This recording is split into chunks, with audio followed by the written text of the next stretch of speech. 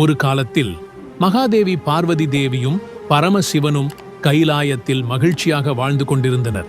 அந்த சமயத்தில் பரமசிவன் தியானத்தில் இருந்தபோது தேவிமாரின் மனதில் சந்தேகம் எழுந்தது.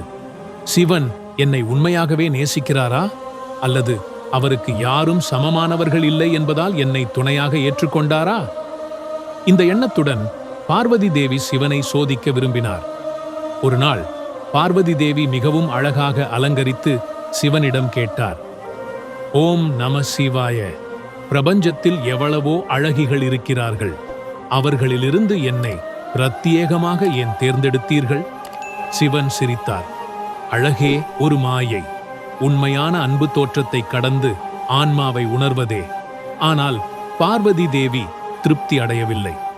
அவர் தன்னைத்தானே ஒரு அழகான கந்தர்வ கன்னியாக மாற்றி சிவனை சோதிக்க வந்தார்.